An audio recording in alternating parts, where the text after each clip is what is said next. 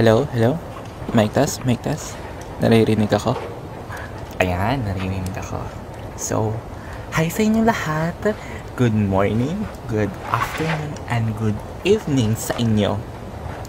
Hi, my name is Ferdinand Alan Camlian Diaz, and I am a grade 12 UMS 15 student.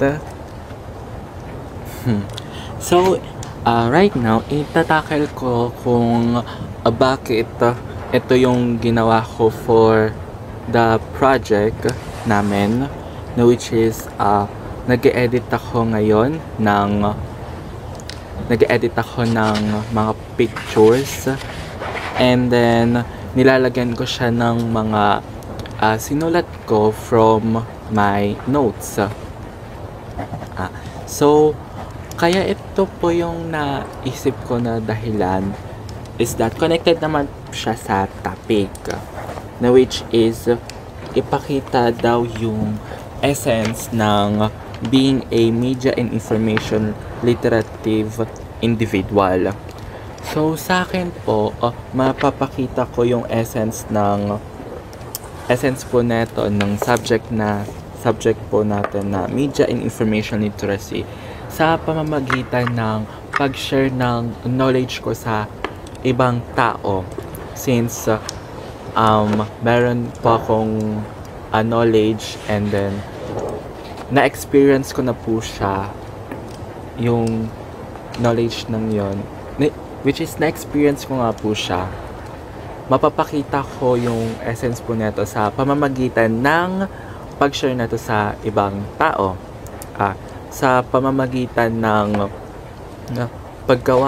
sa pamamagitan nitong ginawa ko po, mabibigyan ko ng parang heads up yung ibang tao, or kung sino man makikinig po neto and manonood, mabibigyan ko sila ng heads up, mabibigyan ko sila ng parang warning sign na oops, ito yung nangyari sa akin.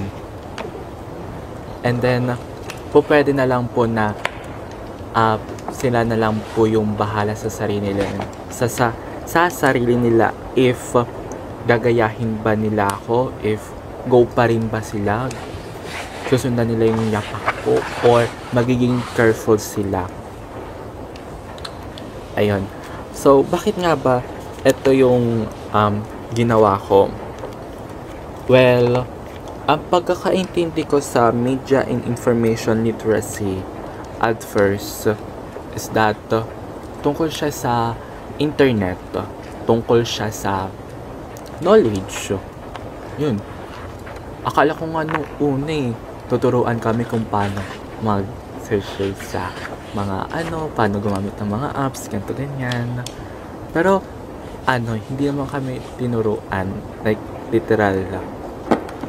Pero ang tinuro sa amin is that kung paano gamitin ng tama yung internet, paano gamitin ng tama yung resource na meron tayo ngayon, and paano tinuro din sa amin kung ano ba yung magiging effects neto, paano siya alagaan. Ayun, yung mga ganong bagay. So, naisip ko na since ako, student pa lang ako, wala pa ako masyadong ganong resources, skills, kagaya ng sa mga adults na, naisip ko na ito muna yung sa ngayon kaya kong gawin para mapakita yung essence ng media and information literacy. Ayun.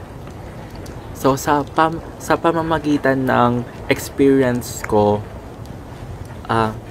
I hope na sana may mga matutunan yung mga tao, and I hope din etong experience ko magsilbing gabay sa kanila na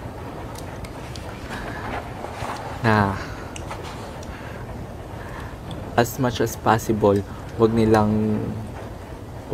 akong gayahin.